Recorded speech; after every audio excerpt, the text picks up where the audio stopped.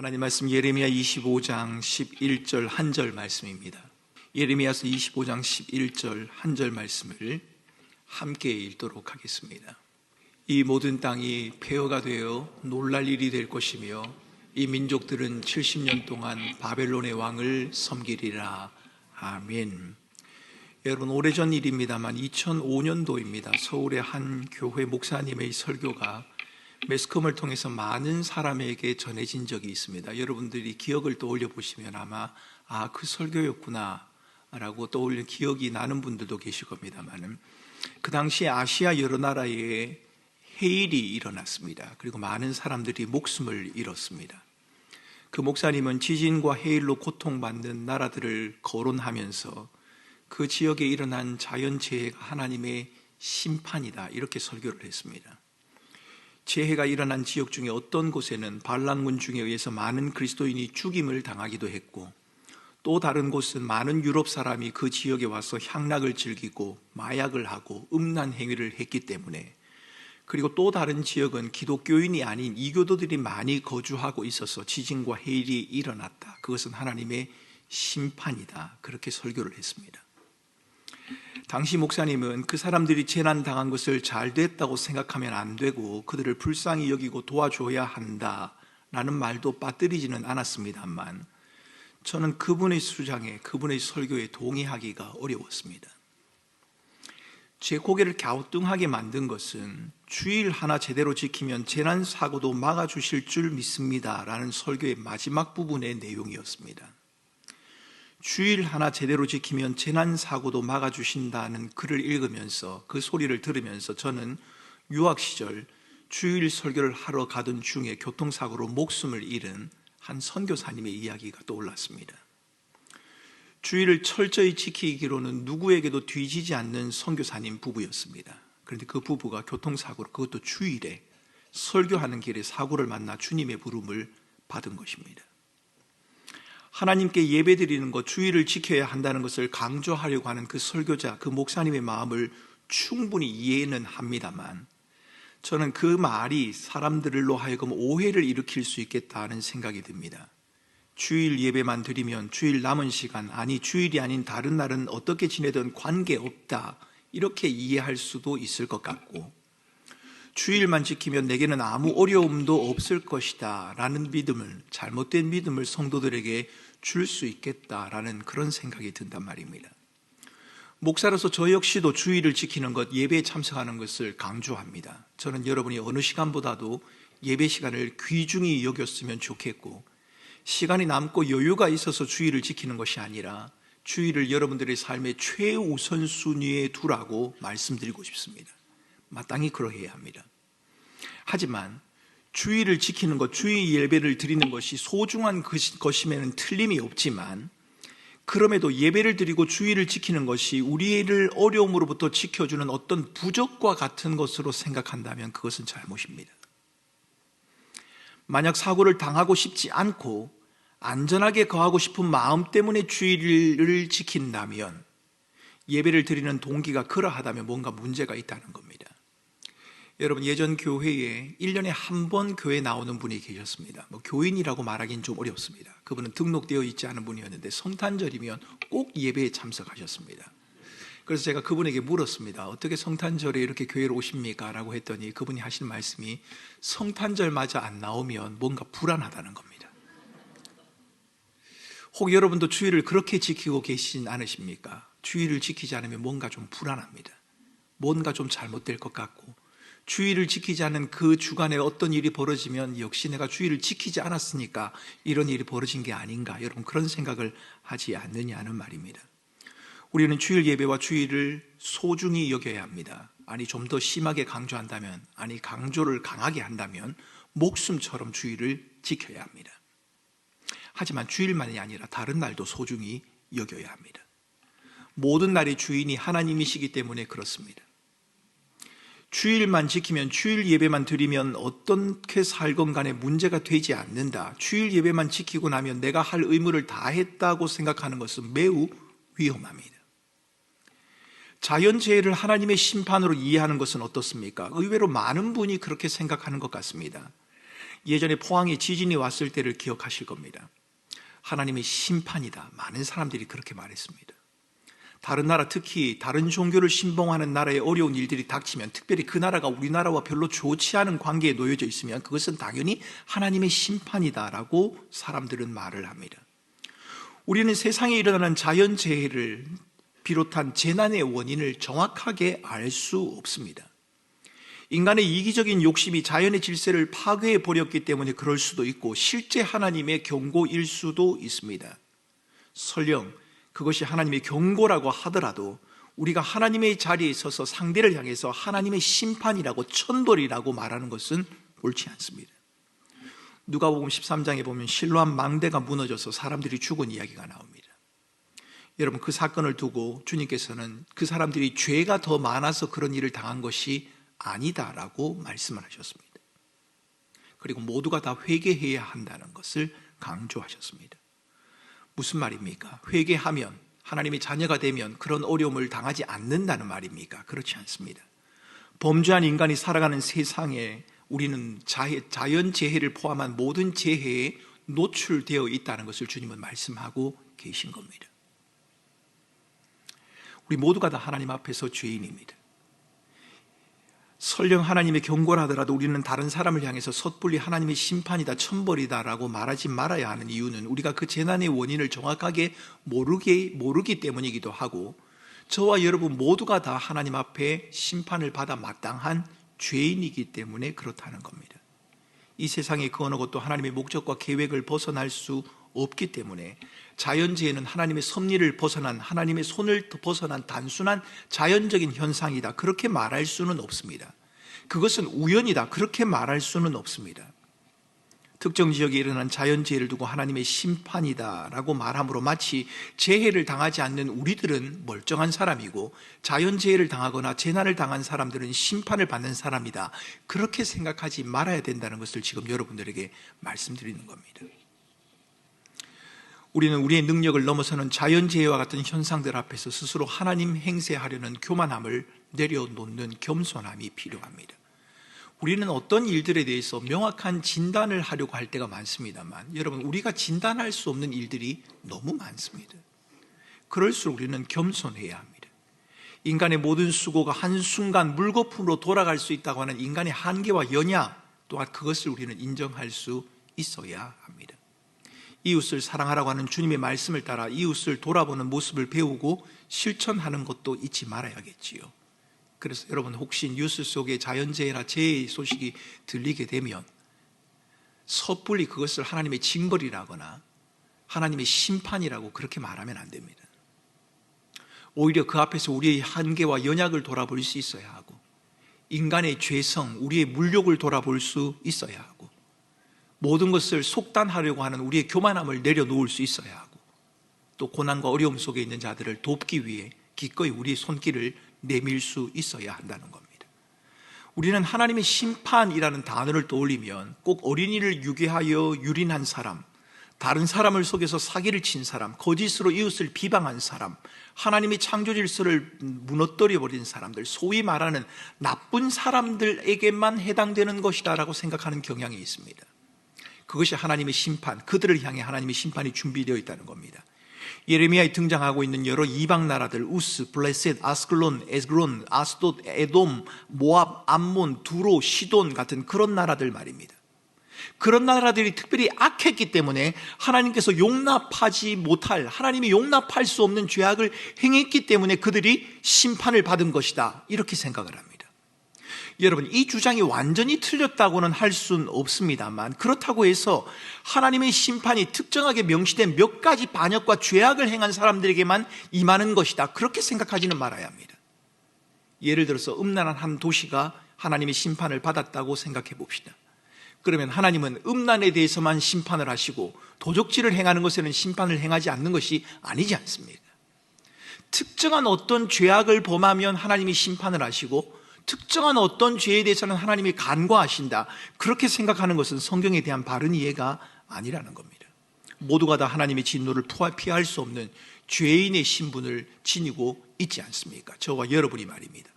성경은 이 세상에서 죄로부터 자유로운 자가 아무도 없고 죄로 인한 결과가 죽음이며 그 이후에는 심판이 있다고 명확하게 말합니다. 한 번 죽는 것은 정해진 바요, 그 이후에는 하나님의 심판이 있느니라. 성경이 말하는 죄의 본질이 무엇입니까? 그것은 하나님의 주인됨을 거부하는 것 아닙니까? 스스로 인생의 주인이 되어서 하나님 행세를 하며 살아가려고 하는 것, 그것이 죄의 본질이지 않습니까? 성경이 말하는 죄의 관점에서 보면 하나님의 백성이라는 자부심을 지닌 유다도 심판에서 예외가 아닙니다. 오늘 본문 25절에는 하나님의 심판을 진노의 잔이라고 표현을 합니다. 여러분 오늘 본문을 쭉 읽어 나가시다 보면 25절에 진노의 잔, 진노의 술잔이라고 하는 표현이 등장합니다. 그런데 여러분, 이 진노의 잔이 우리가 생각하고 있는 악한 이방 나라를 향해 먼저 쏟아진 것이 아니라 유다를 향해 쏟아지고 있다는 겁니다. 11절 본문은 이렇게 말하지요. 이 모든 땅이 폐허가 되어 놀랄 일이 될 것이며 이 민족들은 70년 동안 바벨론 왕을 섬기리라. 이 모든 땅, 어디를 말할까요? 유다를 말합니다. 하나님의 백성들을 말하고 있다는 겁니다.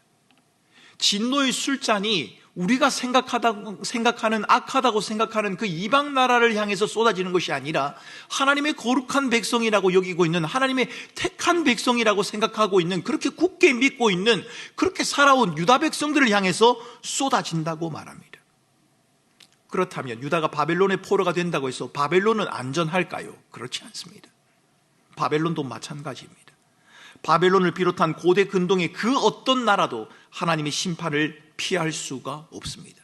유다도, 바벨론도, 암놈도, 모든 나라도, 우스도, 아스클론도, 에그론도, 아스돗도 여러분 예외가 아니라는 겁니다. 우리는 유다를 향해 또 이방 나라를 향해 심판을 선언하시는 하나님의 모습을 보면서 하나님의 심판은 편파적이지도 않고 한쪽으로 기울어져 있지도 않다는 사실을 확인하게 됩니다. 여러분, 하나님의 심판은 편파적이지 않습니다. 여러분, 우리 자녀들이 많이 나와 있습니다만은 자녀들이 둘 이상 있는 집에서는 아이들을 둘 다 똑같이 혼낸다고 부모가 혼을 내도 아이들이 불만을 할 때가 있습니다. 왜 나만 더 많이 혼내느냐고 말입니다. 이 부모의 징계가, 훈계가 공평하지 않기 때문에 그런 겁니다. 한쪽으로 치우칠 때가 있습니다. 그런데 하나님의 심판은 그렇지 않습니다. 하나님의 심판은 편파적이지 않고 한쪽으로 기울어져 있지 않습니다. 의로우신 하나님, 전능하신 하나님의 심판은 늘 공정합니다. 하나님은 심판을 수행하시기 위해서 누군가의 동의를 구하지 않습니다. 주권적으로 하나님의 심판을 행하십니다. 하나님의 말씀을 가벼이 여기며 자신을 신뢰하고 자랑해왔던 모든 나라와 민족들, 개인들, 하나님의 심판을 마주하게 될 것입니다. 하나님이 아니어도 괜찮다고 말하며 눈에 보이는 것으로 안정과 평안을 누리려고 했던 헛된 희망에 사로잡혀 살았던 모든 삶, 여러분 그들이 다 하나님의 심판 앞에 놓이게 된다는 겁니다. 우리가 유다를 향한 하나님의 심판에 주목해야 하는 이유는 유다가 하나님의 부르심을 받았던 것처럼 우리도 하나님의 부르심을 받은 자들이기 때문에 그렇습니다. 이방 나라야 그렇다 치더라도 왜 유다가 심판을 당합니까? 왜 유다가 심판을 당하는 것을 우리가 눈여겨보아야 합니까? 유다가 하나님의 택한 백성이기 때문에 그렇습니다.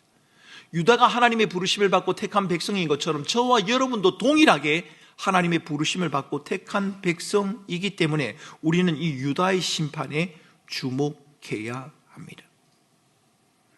우리는 주일 예배 사도신경을 고백할 때마다 심판을 믿는다고 고백을 합니다. 그런데 여러분, 그 심판을 여러분 정말 믿으십니까? 하나님의 심판, 그 심판을 정말 믿으십니까? 우리의 믿음의 고백, 사도신경을 통해 고백하는 그 하나님의 심판, 하나님의 심판에 대해서 내가 믿는다고 하는 그 믿음에 대한 고백이 저와 여러분의 삶에 과연 어떤 영향을 미치고 있습니까? 여러분, 우리가 신앙생활을 하면서 주의해야 할 것이 있는데요, 우리가 믿음으로 고백하는 것과 우리의 삶이 전혀 별개의 것처럼 움직이는 겁니다. 믿음으로 고백하는 것이 우리의 삶에 아무런 영향력을 미치지 못하는 것, 여러분 어떻게 말하면, 이것은 정직하게 말하면 믿음이라고 말하기가 어렵습니다. 심판이 여러분의 삶에 영향을 미치고 있습니까? 성경은 곳곳에서, 아니 성경 전체에서 하나님의 심판을 명확하게 진술합니다. 하나님의 심판은 산자와 죽은 자 모두를 향한 심판입니다. 그날은 크고 두려운 날이 될 것이요, 그날은 만물이 하나님 앞에 벌거벗은 채 서게 될 것이라고 히브리서 기자는 우리에게 말합니다. 심판의 그날 아무것도 감출 수가 없을 것입니다. 우리가 살아가는 지금은 잠시 숨을 수도 있고 때로는 숨길 수도 있을 겁니다. 하지만 그날은 아닙니다. 그날에는 우리의 모든 것이 드러나게 될 겁니다. 여러분, 그렇다면 우리가 함부로 말하거나 함부로 행동할 수 없지 않겠습니까? 하나님 앞에 서는 그날 우리의 말과 행실이 하나님 앞에 직고할 것이다 라고 성경은 말합니다. 어쩌면 제가 정말 그 말을 했나요? 라고 했는 그 말이 하나님 앞에 펼쳐져 있다는 말입니다. 이 한 가지 사실만 생각해도 우리의 말과 행동이 좀 더 신중해져야 하지 않겠습니까? 그런데 말입니다, 우리가 하나님의 심판대에 대해서 오해하지 말아야 할 것이 있습니다. 로마서 14장 10절 이하를 보면 우리가 다 하나님의 심판대 앞에 서게 되고 우리 각인이 자기 일을 하나님에게 직고하리라 라고 그렇게 말을 합니다. 이 하나님의 말씀은 틀리지 않습니다.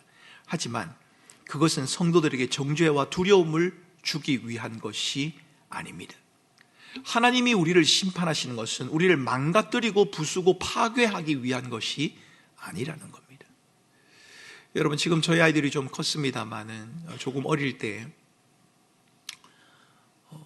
아이들이 어딜 가면 제가 아내와 함께 이야기하면서 여보, 아이들이 어디 가는데 이 위치 추적을 좀 하면 안 될까? 제가 그렇게 말한 적이 있습니다. 왜 제가 애들을 위치 추적을 하고 싶었을까요? 물론 애들을 못 믿어서 그런 것도 있을 겁니다. 그런데 이 아이들이 혹시 위급한 일을 당하면, 어떤 일을 당하게 되면 그래도 어디 있는지 알면 빨리 도와줄 수 있을 것 같은 그런 마음 때문에 그렇게 한 겁니다. 결국은 하지는 못했습니다. 그런데 아이들 입장에서는 어떻게 생각할까요? 그래, 엄마 아빠가 일거수일투족을 나를 감시하는구나, 그렇게 생각할 수 있지 않겠습니까?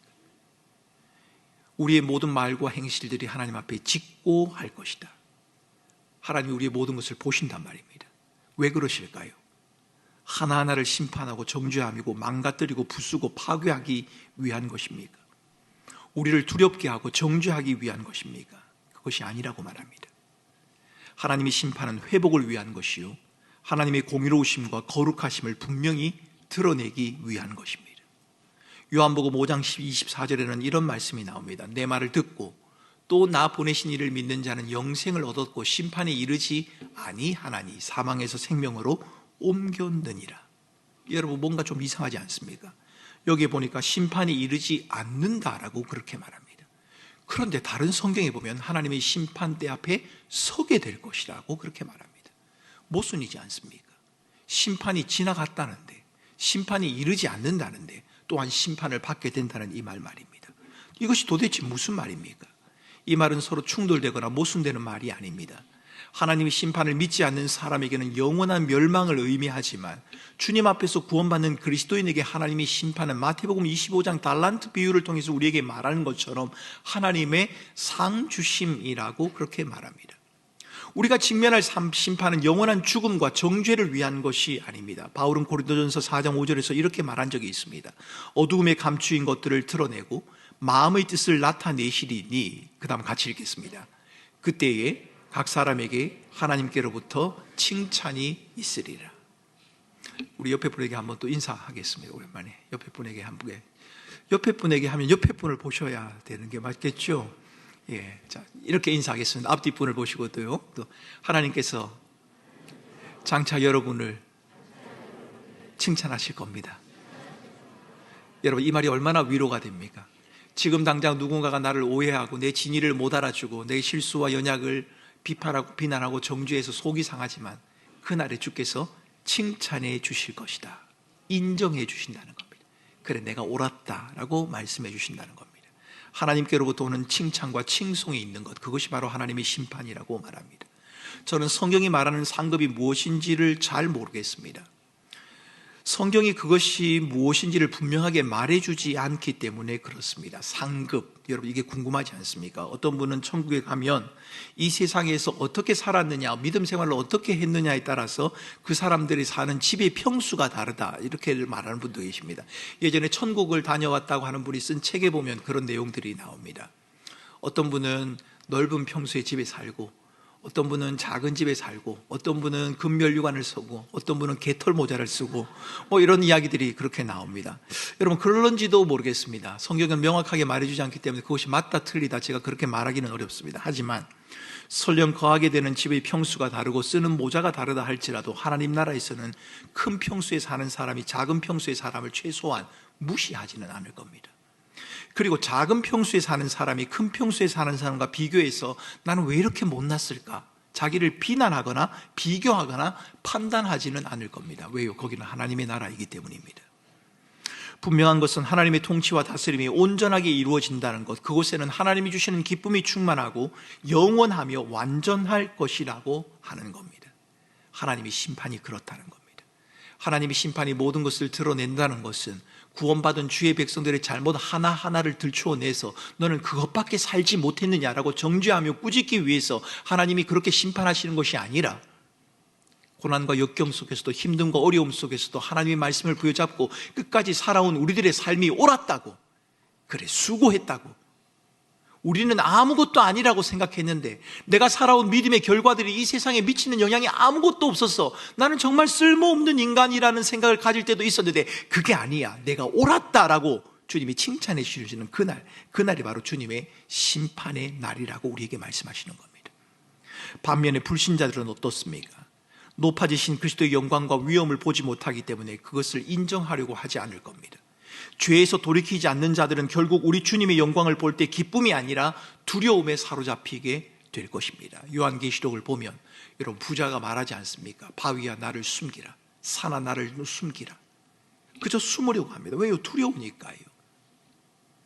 그러므로 예수 그리스도께서 세상을 심판하기 위하여 다시 오실 것을 믿습니다 라고 하는 이 고백, 여러분, 이 고백은 이 땅에서 의롭고 경건하게 살아가는 성도들에게는 너무나 소중한 진리와 위로의 약속이 되어집니다. 하나님이 심판하신다, 그날 모든 것을 다 드러내신다라고 하는 것 말입니다. 하나님의 다스림을 거부하는 이 세상은 종종 선한 자가 고난을 겪고 악한 자는 오히려 득세하는 왜곡된 모습을 보여주는 것이 사실입니다. 우리가 살아가는 세상이 그렇습니다. 의롭게 살아가는 사람이 잘 돼야 하는데 의롭게 살아가는 사람이 오히려 고난을 당하고 힘든 상황에 빠질 때가 있습니다. 의롭지 못한 삶을 살아가는데 그 사람의 삶이 번창하는 경우도 있다는 말입니다. 그 때문에 하나님 앞에서 바르게 살려고 하는 성도들이 낙심하고 상심하고 절망하는 경우 있지 않습니까? 하지만 믿음 가운데 선을 행하는 그리스도인들에게 커다란 위로가 되는 것은, 우리에게 커다란 격려가 되는 것은 심판주로 오실 예수 그리스도, 공의로우신 하나님께서 모든 것을 밝히 드러내시는 그날이 있다는 것을 믿기 때문입니다. 신실하신 하나님, 그분께서 우리의 모든 것을 드러내시고 인정해 주실 그날이 있다는 겁니다. 그렇게 살아가는 성도 여러분, 이 세상에서 저와 여러분들이 받는 평가 중요합니다. 그러나 그것이 전부는 아닙니다. 이 세상에서의 평가도 괜찮고 주님 앞에 서는 그날의 평가도 괜찮다면 그야말로 더 좋은 것이겠지요. 그러나 또 이 말을 오해하지 마시기 바랍니다. 이 세상에서 평가는 아무래도 괜찮으니까 내 마음대로 살아가겠다, 그렇지 않습니다.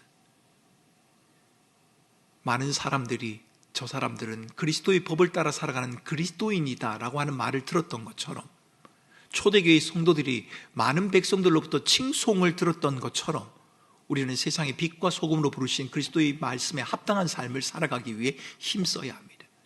그렇게 살아가는 과정 속에서 겪는 어려움과 고난, 핍박, 오해가 있을 수는 있습니다. 그것을 명확하게 드러내시는 그날, 심판의 날을 바라보며 우리가 믿음으로 살아가야 한다는 겁니다. 오늘 본문에서 전개되는 하나님의 심판을 바라보면서 유다를 향한 하나님의 심판이 부당하다거나 이방은 우리와는 다른 악함을 지니고 있어서 심판을 당한다, 이렇게 생각한다면 잘못입니다. 택한 백성인데 왜 심판을 당해야 합니까? 이렇게 말하는 것도 잘못이고, 이방 백성들은 유다보다 더 악했기 때문에 심판을 당합니다, 이렇게 말하는 것도 옳지 않습니다. 얼마나 많은 죄를 지었는가에 따라서 하나님이 심판한다고 생각을 해서 죄를 좀 덜 지은 날은 좀 마음이 안정감을 가지고, 죄를 좀 더 많이 지은 날은 좀 더 경건하게 살아서 이 죄를 빨리 없애야겠다라고 생각한다면 이것도 하나님의 심판에 대한 오해라는 겁니다. 우리는 본질적으로 하나님의 심판의 진노 아래 놓여 있는 자들입니다. 우리가 좀 더 죄를 짓고 덜 짓고의 문제가 아니라 우리의 존재 자체가 하나님의 심판 앞에 놓여 있는 자들입니다. 그런 자들을 주께서 구원하시고 긍휼히 여기신다는 사실, 여러분 이것을 잊지 마셔야 합니다. 우리가 이 사실을, 하나님의 은혜와 하나님의 긍휼히 여기심을 잃어버리게 되면 뭔가를 좀 하고 나면 자기의 자부심처럼 그것을 내세우고 싶고요, 그것을 뭔가를 좀 못하고 나면 자기는 아무것도 아닌 것처럼 비관을 하게 된단 말입니다. 그러게 우리의 신앙생활 가운데 주목해야 할 것은 우리 자신이 아니라 우리를 부르신, 우리를 긍휼히 여기신 하나님, 그분의 은혜여야 합니다. 하나님 앞에서 본질적으로 심판의 대상이었다, 형벌, 영원한 형벌에 놓여야 할 자였다는 사실, 여러분 그 사실을 믿는 자들이라면 자신에 대해서 다른 사람과 비교해서 좀 더 낫거나 좀 더 못하다고 판단하는 것을 멈추어야 합니다. 우리는 우리 자신을 하나님의 영원하신 말씀 앞에 비추어야 한다는 겁니다. 우리는 근본적으로 하나님을 떠난 죄인이요, 하나님의 심판의 기준에 도저히 미칠 수 없는 절망적인 존재입니다. 여러분 어떻게 하면 신앙생활을 잘합니까? 이렇게 묻는 분들이 계십니다. 한 가지 방법을 가르쳐 드릴 수 있습니다. 내가 누구인지를 알면 신앙생활을 잘할 수 있습니다.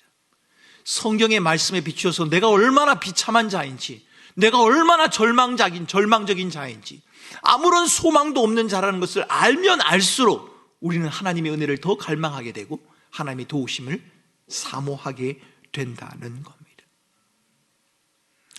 우리는 하나님의 심판에 도저히 미칠 수 없는 절망적인 존재라는 사실, 여러분 그래서 그리스도를 통한 은혜만이 우리에게 필요하다는 것, 여러분 이것을 잊지 마셔야 합니다. 어미하신 심판대 앞에서 우리를 변호할 수 있는 것은 우리의 의로움도 아니고 우리의 삶의 업적도 아닙니다. 내가 이만큼 이루었습니다, 내가 이만큼 가졌습니다, 내가 이렇게 열심히 살았습니다 라는 것을 통해서 하나님의 심판을 피하거나 심판대 앞에 있는 우리 자신을 변호할 수 없다는 겁니다. 우리를 변호할 수 있는 것은 우리를 의롭다 하시고 하나님 자녀 삼으신 예수 그리스도의 놀라운 사랑, 하나님의 긍휼, 하나님의 자비, 하나님의 은혜, 그것뿐입니다. 그러므로 하나님의 심판을 바르게 이해하는 사람은 우리의 때가 하나님의 손에 있음을 고백하며 믿음으로 살아가야 합니다. 왜요? 우리가 하나님의 심판대 앞에 서야 되는 날이 언제인지를 모르기 때문입니다. 여러분 제가 목요일날 장례식장에 좀 다녀왔습니다. 저희 교회 이 교회 내 장례식장은 아니었고요. 여러분 지난 금요일날 여기서 강의하셨던 박상진 교수님을 기억하실 겁니다. 박상진 교수님이 강의를 하시면서 한 장의 사진을 보여주었지요. 기도할 때 눈 감고 있는 사람과 눈 뜬 사람, 한 사람은 자기이고 한 사람은 동생이라고 하는 것 말입니다. 그 동생 장로님이 박상은 장로님이신데 샘물교회 저와 같이 신앙생활 하시고 지금 샘병원 원장으로도 계셨다가 아프리카 미래재단이라고 해서 아프리카 선교를 열심히 하는 장로님이신데 베트남 선교 여행을 갔다가 하나님의 부르심을 받았습니다. 65세라고 하는 많지 않은 나이 가운데 하나님의 부르심을 받은 겁니다. 제가 아침에 아프리카에서 카톡을 받았습니다. 아프리카에 있는 선교사가 정 목사님, 박상은 장로님이 돌아가셨다는데요 라는 것을 듣고 저는 이것이 잘못 온 스팸 메일인 스팸인 줄 알았습니다. 그럴 리가. 얼마 전에도 만나고 통화를 하고 베트남에 가 계신다는데 무슨, 그래서 제가 확인을 했습니다. 담당하고 있는 목사에게 전화를 해서 무슨 일인지를 물었더니 돌아가셨다는 겁니다. 사랑하는 성도 여러분, 저와 여러분의 내일을 기약할 수 있습니까? 아무도 없습니다. 우리는 언제 하나님 앞에 서야 할지 모르는 연약한 자들입니다. 그래서 우리는 끊임없이 우리의 한계와 연약을 인정할 줄 알아야 하고 하나님 앞에서 오늘 하루하루를 진지하게 살아가야 하는 겁니다. 심판이 임하지 않는다고 안심하거나 방심하지 말아야 합니다. 성경을 보면 그런 사람들 있지 않습니까? 그리스도께서 오신다는 날이 벌써 얼마나 오래됐는데, 그러니 그리스도가 오신다는 말은 그저 허상일 뿐이다, 그렇게 말하는 사람들이 있지 않았습니까? 그렇지 않습니다. 심판이 임하지 않는다고 안심하거나 방심하지 말아야 하는 것, 어차피 하나님의 심판이 임할 것이니 되는 대로 살아도 되지 않느냐 말하는 것, 여러분 모두가 다 옳지 않습니다. 때가 차면, 하나님의 때가 되면 하나님의 심판대 앞에 서게 될 것이라는 사실, 여러분 그리스도께서 다시 재림하심으로 우리가 그리스도의 심판대 앞에 설 수도 있고 개인적인 하나님의 부르심을 통해서, 죽음을 통해서 하나님의 심판대 앞에 설 수도 있을 것입니다. 그런데 그날은 우리에게 알려져 있지 않습니다. 오늘은 우리의 것이지만 내일은 우리의 것이 아니지 않습니까? 그러게 늘 하나님의 말씀 앞에서 우리는 겸손하게 살아야 하고 오늘이 우리에게 주어진 마지막인 것처럼 하나님이 주신 영광스러운 그 은혜를 사모하며 서로 사랑해야 하고 서로 용납해야 하고 서로 기도하고 격려하며 믿음의 삶을 살아가야 하는 겁니다. 특히 주께서 친히 세우신 교회 그리스도인들은 하나님의 부르심이 어떠한지, 부르심의 목적이 무엇인지를 늘 기억하며 그 부르심에 합당한 삶을 살아가고자 하는 영적인 싸움을 멈추지 말아야 합니다. 제가 목요일날 장례식장에 갔는데요, 가서 거기 계신 박상원 장로님의 지인과 함께 이야기를 나누는 중에 그분이 그러시더라고요. 베트남에서 선교를 다 마치고 마지막 날 심장마비로 돌아가셨는데 사모님과 함께 그 권사님 되시는 사모님과 가족들이 베트남으로 건너갔답니다. 건너가서 시신을 화장하고 처리하고 돌아와서 이 장로님의 여러 가지 가지고 있던 것들을 정리하는데, 여러분 그래도 이 박상원 원장님 샘병원, 안양에 있는 샘병원 원장이기도 했고, 여러분 정부에서도 요직을 맡은 적이 있는 그런 분입니다. 꽤 유명한 분입니다. 그런데 그분의 통장에 전체 남은 게 200만 원이 딱 남아 있었답니다. 200만 원이 적지 않은 돈이다 그렇게 말할 수는 있습니다만은, 그 말을 듣고 저는 사실 깜짝 놀랐습니다. 그분이 그곳에 가서도 베트남에서도 사역을 하면서 아마 휠체어가 부족해서 어려움을 겪는 그런 어떤 기관을 방문하게 됐던 모양입니다. 그래서 자신이 가졌던 것을 그 자리에서 다 틀어서 휠체어를 사주고 그렇게 나왔다고 합니다. 200만 원 남은 그 통장을 보면서 그 딸이 그 권사님에게, 엄마에게 말했대요. 엄마, 아빠가 이렇게 살았나 봐요. 여러분 저는 그 박상원 장로님의 삶을 다 알지는 못합니다. 가까이 지내긴 했습니다만은, 제가 이 한 분의 이야기를 말씀드리는 것은 그분의 삶을 여러분들에게 말씀드리려고 하는 것이 아니라 저와 여러분의 삶 가운데서 우리가 이 땅 가운데 남기고 가야 할 것이 무엇인지를 우리가 한번 생각해 봤으면 좋겠다는 겁니다. 여러분, 이 땅에 우리가 무엇을 남기고 하나님 앞에 서야 할까요? 많은 것을 남길 수 있을 겁니다. 여러분의 이름을 남길 수도 있을 것이고, 여러분의 명성을 남길 수도 있을 것이고, 여러분의 자녀들에게 많은 재산을 남길 수도 있을 겁니다. 여러분들이 가지고 있는 고귀하고 귀하고 아름다운 것을 남길 수도 있을 겁니다. 그런데 여러분, 그 어떤 것도 그것이 우리를 그리스도의 심판대 앞에, 하나님의 심판대 앞에 서는 것을 막거나 그것이 우리의 죄를 변호하는 것이 될 수는 없다는 것을 여러분 기억하셔야 합니다. 모든 것이 다 사라져버립니다. 오직 우리 앞에 서는 것은 믿음으로 살아온 우리들의 삶, 그리스도의 말씀을 부여잡고 달려온 우리들의 삶의 흔적, 그것만을 주님이 기억하신다는 것, 여러분 이것을 잊지 마셔야 합니다.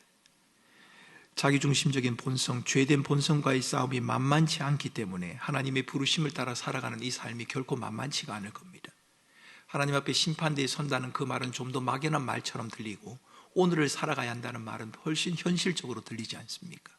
오늘 하루하루 우리가 치열하게 염려하고 걱정해야 하는 것은 정말 실질적으로 우리 피부에 와닿지만, 그리스도의 영원한 심판을 말하면 그것은 나와는 좀 관계가 없는 것처럼, 그리스도 예수로 말미암아 구원받은 우리에게 심판이 있다 하더라도 그 심판은 아무것도 아닌 것처럼 여겨지는 것이 우리들에게 사실이지 않느냐는 말입니다. 그런데 여러분, 하나님의 영원한 심판만큼 더 현실적이고 분명한 것은 없습니다.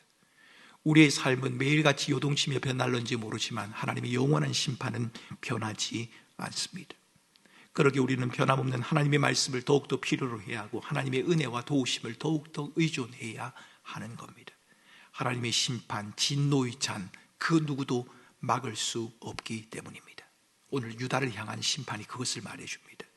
사랑하는 성도 여러분, 그러나 유다를 향한 하나님의 심판은 심판으로 끝나는 게 아니었습니다.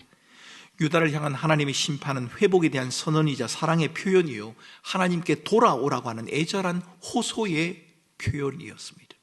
죄에서 돌이켜 하나님께 돌아오라고 하는 하나님의 변함없는 그 마음은 많은 선지자들을 통해서 백성들에게 이미 전해졌고, 이제는 독생자 예수 그리스도를 통하여 저와 여러분들에게 분명하게 드러났습니다.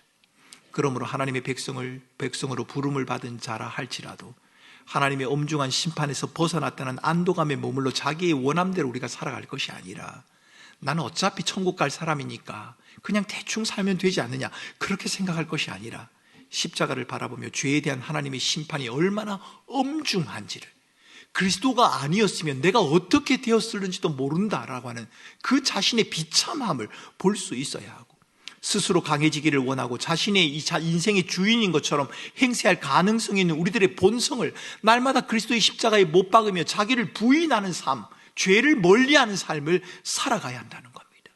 왜요? 우리가 예수 그리스도로 말미암아 구원받은 하나님의 자녀이기 때문입니다. 오늘 본문이 보여주는 것처럼 하나님의 백성인 유다를 향한 하나님의 심판이 끝이 아니라 심판이 서는 속에 회복과 소망이 담겨 있음을 알기 때문에 날마다 넘어지고 흔들림에도 불구하고 우리가 은혜의 보좌 앞에 담대히 나아가 하나님의 은혜와 도우심을 구하는 삶을 멈추지 말아야 합니다.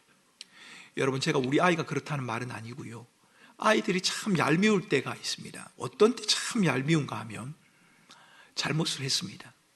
잘못을 한 다음에 엄마 아빠가 혼을 냅니다. 그런데 아이들이 엄마 아빠가 어느 정도까지 혼낼 줄을 알고 그 자리에 서 있을 때가 있습니다. 엄마 아빠가 지금 이렇게 하지만 이 순간만 넘어가면 괜찮아진다는 것을 잘 경험상 알고 있는 아이들은, 여러분, 이 자리에 앉아있는 모든 아이들이 그렇다는 말이 아니라 제가 생각하고 있는 그 가상의 아이 말입니다. 그 아이는 너무 영리하기 때문에 엄마 잘못했어요, 다시는 안 그럴게요 라고 말하는데, 다시는 안 그럴게요, 잘못했습니다라는 그 말 속에 진정성이 담겨 있는 게 아니라 이 기회만 넘어서면 내가 원함대로 살아갈 수 있다고 하는 그 잘못된 자신감이 자리 잡혀질 때가 있단 말입니다. 그럴 때가 참 얄밉습니다. 우리가 하나님 앞에서도 마찬가지일 겁니다. 우리가 하나님 앞에 범한 죄의 심각성을 깨닫지 못합니다. 그 죄 때문에 그리스도께서 우리의 심판을 대신하셔서 십자가에 못 박혀 죽으셨다고 하는 그 처절한 장면을 우리는 마음 가운데 자주 잊어버린단 말입니다. 그래서 이 순간만 넘기고 나면, 잘못했다고 한번 기도하기만 하면 그 다음에는 내 원함대로 살아도 아무런 일이 벌어지지 않을 것이다 라고 하는 잘못된 자신감, 그것이 우리의 삶을 이끌어갈 때가 있단 말입니다. 여러분, 우리는 하나님의 말씀 앞에서 더욱 진지해야 하고 우리 자신들을 더 신중하게 돌아볼 수 있어야 합니다. 하나님의 심판을, 그리고 심판 속에 담긴 회복과 소망의 메시지를 읽고 그것을 마음에 담은 성도라면 하나님의 다스림에 관심을 가지지 않아도, 내 마음대로 살아도 괜찮다 이렇게 말하지 말아야 하고, 못된 짓을 해도 잘 사는 사람을 부러워하지도 말아야 합니다. 왜요? 그것은 다 하나님의 심판 앞에서 사라져버릴 것이기 때문입니다. 적당히 살고 대충 거짓을 행하며 살아도 별일이 없다고, 그래서 심판은 없는 것이나 마찬가지다, 여러분, 이렇게 생각하지도 말아야 합니다. 왜냐고요? 우리는 모두 의로우신 하나님의 심판대 앞에서 살아가고 있기 때문입니다. 그리고 그 심판이 하나님의 손에 있기 때문입니다. 혹 여러분의 삶의 모습이 너무 보잘것없고 하나님의 말씀을 떠나 있어서 더 이상 소망이 없다고, 그래서 하나님이 나를 치신다, 여러분 이렇게 생각하는 분이 계십니까? 하나님이 나에게 벌을 주고 계시는구나. 여러분, 그렇지 않습니다. 설령 하나님께서 여러분을 치시는 것이 맞다고 하더라도 그것은 끝장내기 위한 것이 아니라 여러분을 회복시키고 돌이키시기 위한 것임을 여러분 기억하셔야 합니다. 여러분, 여러분들의 잘못을 너무 하나님의 심판과 연결시키지 마시기 바랍니다. 사업이 망해도 하나님의 심판, 자녀가 잘못돼도 하나님의 심판, 여러분, 하나님은 그렇게 옹졸하신 분이 아닙니다. 설령 그것이 하나님의 심판이 맞다 하더라도 그 하나님의 심판 속에는 회복과 소망의 메시지가 내게로 돌아오라, 그 메시지가 담겨 있다는 것을 여러분 기억하셔야 합니다. 믿음 생활을 한다는 이유로 온 힘을 다해 살아왔음에도 억울함과 분노로 눈물 흘리며 마음 불편해하는 분이 계십니까? 내가 믿음으로 살아온 결과가 이것밖에 안 되는가? 여러분, 조금만 더 기다려 보십시오. 하나님의 기다리심과 인내하심을 여러분 잊지 마시기 바랍니다. 때가 차면 여러분을 힘들게 한 모든 것들, 그것이 하나님의 심판대 앞에서 명확하게 드러날 것입니다. 이 세상을 우리가 치열하게 살아야 하지만 여러분, 이 세상에서 모든 것을 다 해결해야겠다, 그렇게 생각하지 마시기 바랍니다. 불가능할 겁니다. 때로는 우리의 힘으로 어쩔 수 없는 것들을 하나님의 손에 맡기며, 때로는 억울하고 때로는 속상하고 때로는 불편하지만 그 불편함 속에, 속상함 속에서도 믿음의 길을 여전히 걸어가야 하는 이유는 하나님의 영원한 심판이 있기 때문입니다. 뿐만 아니라 여러분, 우리는 그 심판 속에서 회복과 소망의 메시지를 읽지만 하나님을 알지 못하는 백성들에게는 그 하나님의 엄중한 심판이 영원한 멸망이 된다는 것을 기억하셔야 합니다. 그러기에 우리는 하나님을 알지 못하는 백성들을 그냥 둘 수 없고 그들에게 하나님이 오라고 하신다고, 하나님이 사랑하신다고, 하나님에게 돌아와야 한다고 우리가 그렇게 말해야 하는 겁니다. 이 하나님의 엄중한 심판을 기억하면서 믿음으로 살아가는, 우리 사랑하는 꿈꾸는 교회 성도들이 되실 수 있기를 주님의 이름으로 축원합니다. 이 시간 우리 같이 함께 찬양하겠습니다. 예수 하나님의 공의, 주 독생자와 그의 나라 임하시네 라고 하는 찬양입니다. 예수 그리스도 하나님의 공의가 맞습니다. 하나님의 심판이 가장 명확하게 드러난 사건이 뭔가? 그것은 그리스도의 십자가입니다.